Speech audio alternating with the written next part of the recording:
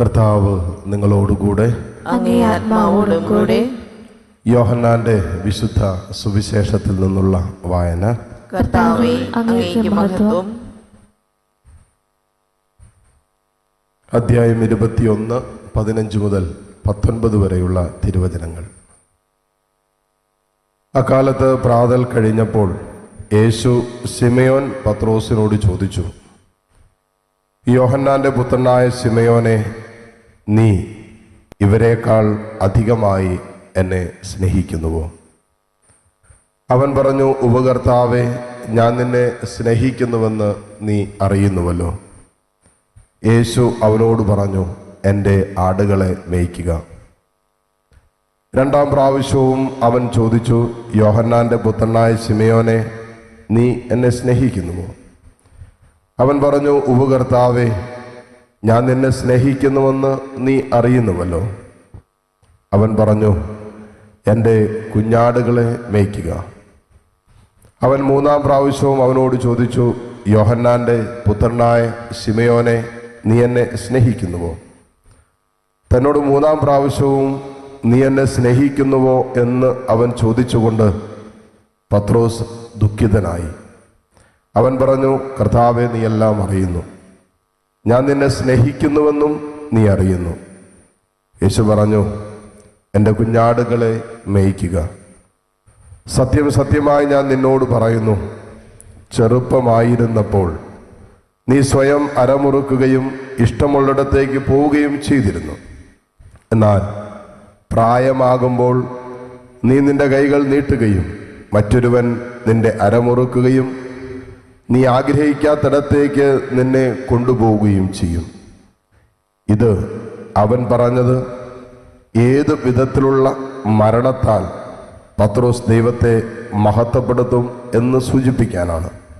അതിനുശേഷം യേശു അവനോട്, എന്നെ അനുഗമിക്കുക എന്ന് പറഞ്ഞു. കർത്താവിൻ്റെ സുവിശേഷം. ക്രിസ്തുവേ, അങ്ങേക്ക് സ്തുതി. മിശിഹായിൽ ഏറ്റവും സ്നേഹമുള്ളവരെ, പെന്തക്കോസ്തായ്ക്ക് ഏറ്റവും അടുത്ത ദിവസങ്ങളിലൂടെ നമ്മൾ കടന്നു പോകുമ്പോൾ ഇന്നത്തെ വായന പരിശുദ്ധാത്മാവിലുള്ള ഒരു ജീവിതത്തിൻ്റെ തലത്തിലേക്ക് ഉയർത്തപ്പെടേണ്ടതിൻ്റെ ആവശ്യകതയും അതെങ്ങനെയാണ് എന്ന് സുവിശേഷത്തിലൂടെ നമുക്ക് പറഞ്ഞ് മനസ്സിലാക്കി തരികയാണ്. ഇവിടെ ഈശോ ഇന്നത്തെ സുവിശേഷ ഭാഗം അവസാനിപ്പിക്കുമ്പോൾ നമ്മൾ വായിച്ചു കേട്ടത് ഇങ്ങനെയാണ്: ഏതു മരണത്താലാണ് പത്രോസ് യേശുവിനെ മഹത്വപ്പെടുത്താൻ പോകുന്നത് എന്ന് മനസ്സിലാക്കിക്കൊണ്ട് ഈശോ പറഞ്ഞ ചില കാര്യങ്ങളുണ്ട്. അതേതാണെന്ന് ചോദിച്ചാൽ, പരിശുദ്ധാത്മാവിനാൽ നാം നയിക്കപ്പെടുന്നവരായിട്ട് മാറണം. ഈശോ പറഞ്ഞു, ചെറുപ്പമായിരുന്നപ്പോൾ നിനക്ക് ഇഷ്ടമുള്ളതുപോലെയൊക്കെ ചെയ്യാമായിരുന്നു എന്ന് പറഞ്ഞാൽ, പരിശുദ്ധാത്മാവിലല്ല ഒരു ജീവിതം നയിക്കുന്നതെങ്കിൽ നമ്മുടെ ഇഷ്ടങ്ങൾക്കനുസരിച്ചാണ് പിന്നെ നമ്മൾ ജീവിച്ചുകൊണ്ടിരിക്കുന്നത്.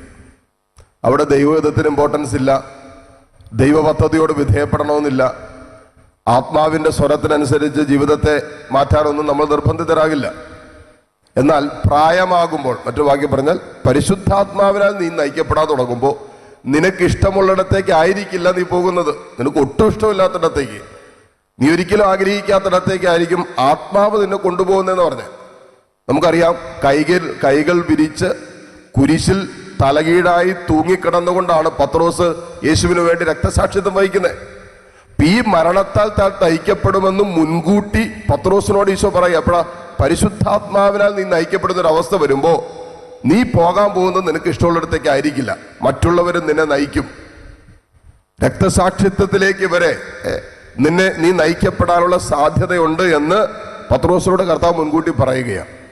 അപ്പോൾ പരിശുദ്ധാത്മാവിനാൽ ഒരു വ്യക്തി നയിക്കപ്പെടുമ്പോൾ തൻ്റെ ഇഷ്ടങ്ങൾക്കുപരിയായി ദൈവം കൈപിടിച്ച് നടത്തുന്ന, അതെനിക്ക് ഇഷ്ടമില്ലാത്തതാകാം, എനിക്ക് സന്തോഷം തരാത്തതാകാം, എൻ്റെ സ്വപ്നങ്ങൾക്ക് വിപരീതമായ ജീവിത സാഹചര്യമാകാം, എന്തുമാകട്ടെ, പരിശുദ്ധാത്മാവിനാൽ നയിക്കപ്പെടുമ്പോൾ തൻ്റെ ഇഷ്ടങ്ങൾക്കുപരിയായി ദൈവം കൈപിടിച്ച് നടത്തുന്നിടത്തേക്ക് ഒരാൾ പോകാൻ തയ്യാറാകും. അതാണ് പത്രോസിനോട് കർത്താവ് പറഞ്ഞത്. ഇനി ഈ പരിശുദ്ധാത്മാവിനാൽ നിറയപ്പെടുമ്പോഴാണ്, ആ അഭിഷേകത്തിൽ നിറയുമ്പോഴാണ് ഒരുവനെ ദൈവരാജ്യത്തിൻ്റെ ശുശ്രൂഷകൾ കർത്താവ് ഏൽപ്പിക്കുന്നത്. ഈ ശുശ്രൂഷ ഏൽപ്പിക്കുന്നതിന് മുമ്പ് കർത്താവ് ചില കാര്യങ്ങൾ ഉറപ്പിക്കാൻ ശ്രമിക്കുന്നുണ്ട്. അതെന്താന്ന് ചോദിച്ചാൽ, നിനക്ക് ശരിക്കും എന്നോട് സ്നേഹമുണ്ടോ? യഥാർത്ഥ ക്രിസ്തു സ്നേഹത്തിൽ പൂർണ്ണത പ്രാപിച്ച ഒരു ജീവിതത്തെ സ്വർഗം തൻ്റെ ശുശ്രൂഷ ദൗത്യം ഏൽപ്പിക്കും. എന്നിട്ട് ഒരു സംശയമില്ല. അപ്പൊ ആ ശുശ്രൂഷ ഏൽപ്പിക്കുന്നതിന് മുമ്പ് ഈശോ പത്രോസിനോട് ചോദിച്ച ഒറ്റ ചോദ്യമുള്ളൂ, പക്ഷെ 3 പ്രാവശ്യം ചോദിച്ചു. എന്താ? നീ എല്ലാറ്റിനേക്കാളും എല്ലാവരെക്കാളും ഒക്കെ ഉപരിയായി നീ എന്നെ സ്നേഹിക്കുന്നുവോ? ഈ ചോദ്യത്തിന് ഉത്തരം പറയാൻ ഹൃദയം കൊണ്ട് നമ്മൾ പഠിച്ചാൽ, ജീവിതം കൊണ്ട് നമ്മൾ തീരുമാനമെടുത്താൽ നമ്മെ ദൈവം തൻ്റെ ശുശ്രൂഷകൾ ഏൽപ്പിക്കും എന്നുള്ള ഒരു സംശയമില്ല.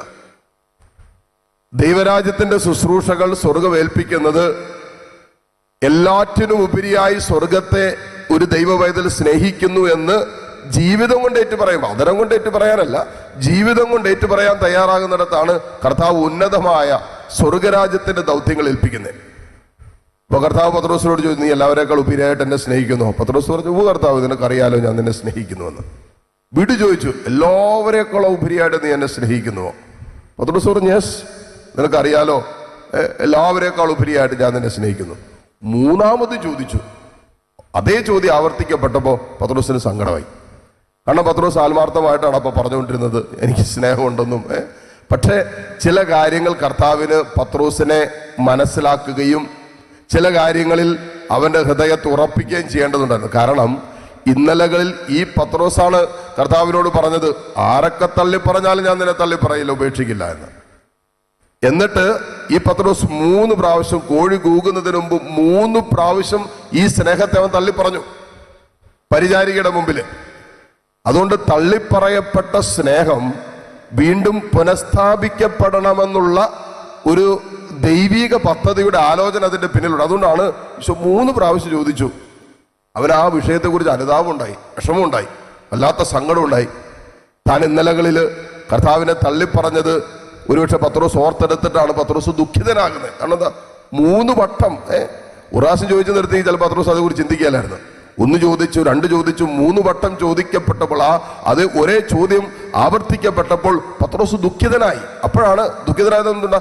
താൻ ഇന്നലകളിൽ 3 വട്ടം യേശുവിനെ തൻ്റെ അധരം കൊണ്ട് തള്ളിപ്പറഞ്ഞു, ഈ സ്നേഹത്തെ തള്ളിപ്പറഞ്ഞതാ. അതുകൊണ്ട് ആ സ്നേഹത്തിൽ ഉറപ്പിക്കപ്പെടുന്നതിന് മുമ്പ്, ശുശ്രൂഷ ദൗത്യം ഏൽപ്പിക്കുന്നതിന് മുമ്പ് കർത്താവിന് നിർബന്ധമായിരുന്നു ഈ സ്നേഹം ഇവൻ ഏറ്റു പറയണമെന്ന്. അത് 3 വട്ടം പത്രോസിനെ കൊണ്ട് ഏറ്റു പറയിപ്പിച്ചു. കണ്ടോ? അപ്പൊ എവിടെയൊക്കെ നമ്മൾ ജീവിതത്തിൽ ഇന്നലകളിൽ ഈശോയെ തള്ളി പറഞ്ഞിട്ടുണ്ടോ, ജീവിതം കൊണ്ടോ ജീവിത സാഹചര്യങ്ങളിലോ കുടുംബമായിട്ടോ നമ്മുടെ ജീവിതവുമായി ബന്ധപ്പെട്ട അനുദിന ജീവിതത്തിന്റെ അനുഭവങ്ങളിലൊക്കെ എവിടെയൊക്കെ ഈശോയെ തള്ളിപ്പറഞ്ഞ് ആകുലപ്പെടുകയും നിരാശപ്പെടുകയും അവിശ്വാസത്തിലേക്കും അന്ധവിശ്വാസത്തിലൊക്കെ കടന്നുപോയിട്ടുണ്ടോ, അതെല്ലാം ആ സ്നേഹത്തിനെതിരായി കടന്നുപോയതെല്ലാം നമ്മൾ ആ സ്നേഹം ഉറപ്പിക്കാൻ ഏറ്റുപറയണം. അപ്പോഴാണ് സ്വർഗം തന്നെ ദൗത്യം ഏൽപ്പിക്കുന്നത്. അപ്പോഴാണ് പരിശുദ്ധാത്മാവിനാൽ പൂർണ്ണമായി നയിക്കപ്പെടുന്ന ഒരു ആത്മീയ അവസ്ഥയിലേക്ക് വളരുന്നത്. ഈശോയോടുള്ള സ്നേഹം ഉറപ്പിക്കപ്പെടാതെ പരിശുദ്ധാത്മാവിൽ നമ്മൾ രൂപപ്പെടുന്ന ഒരു അവസ്ഥയിലേക്ക് മാറില്ല. കാരണം എന്താ? അവിടെ എൻ്റെ സ്നേഹവും എൻ്റെ ഇഷ്ടങ്ങളും എൻ്റെ സ്നേഹത്തിൽ നിന്നും പുറത്തേക്ക് വരുന്ന ആലോചനകളും ചിന്തകളായിരിക്കും എന്നെ നയിക്കുന്നത്. അതുകൊണ്ട് എന്ത് ചെയ്തു? അവിടെ നിന്ന് കർത്താവ് പത്രോസിന്റെ ഹൃദയത്തെ പറിച്ചിട്ട് ആ സ്നേഹം പൂർണ്ണമാകാൻ, ഈശോയിൽ പൂർണ്ണമായി ആശ്രയിക്കാനും ഈശോയെ പൂർണ്ണമായും സ്നേഹിക്കാനുമാണ് പത്രോസിനെ കർത്താവ് ക്ഷണിച്ചത്. എന്നിട്ട് പറഞ്ഞു, ദൗത്യങ്ങൾ ഏൽപ്പിച്ചു, ആടുകളെ മേയ്ക്ക്. വലിയ ദൗത്യമാണ്, സ്വർഗീയ ദൗത്യമാണ് പത്രോസിനെ ഏൽപ്പിച്ചത്. അതുകൊണ്ട് പരിശുദ്ധാത്മാവിനാൽ നയിക്കപ്പെടാൻ ഈശോയോടുള്ള ആഴമായ സ്നേഹത്തിൽ രൂപപ്പെടുകയും ഇന്നലകളിൽ എവിടെയൊക്കെ ആ സ്നേഹത്തെ തിരസ്കരിച്ചിട്ടുണ്ടോ അതൊക്കെ ഏറ്റുപറയുകയും എന്നിട്ട് നമ്മുടെ ഇഷ്ടങ്ങൾക്കുപരിയായി ആത്മാവ് നയിക്കുന്നിടത്തേക്ക് ദൈവം പറയുന്നത് പോലെ ദൈവഹിതമനുസരിച്ച് പൂർണ്ണമായ ജീവിതത്തെ വിട്ടുകൊടുക്കുമ്പോൾ ദൈവസ്നേഹത്തിൽ ദൈവം നമുക്കായി ഒരുക്കി വെച്ചിരിക്കുന്നതെല്ലാം പൂർത്തീകരിക്കും. സഹനമുണ്ടാകും, വേദനകളുണ്ടാവും, ഞെരുക്കങ്ങളുണ്ടാവും. പക്ഷെ ദൈവം നടത്തുന്നതിനനുസരിച്ച് ഒരാത്മാവിന് സഞ്ചരിക്കാൻ പറ്റും. അതുകൊണ്ട് പരിശുദ്ധാത്മാവിലുള്ള ഒരു ജീവിതക്രമമാണ് സ്വർഗം നമ്മളിൽ നിന്ന് ആഗ്രഹിക്കുന്നത്. അതിനോട് വിധേയപ്പെടാൻ ദൈവാത്മാവ് നമ്മെ സഹായിക്കട്ടെ. ഉള്ള കൃപയ്ക്കായി ഈ ബലിയിലൂടെ പ്രാർത്ഥിക്കുകയും യാചിക്കുകയും ചെയ്യാം. ആമേൻ.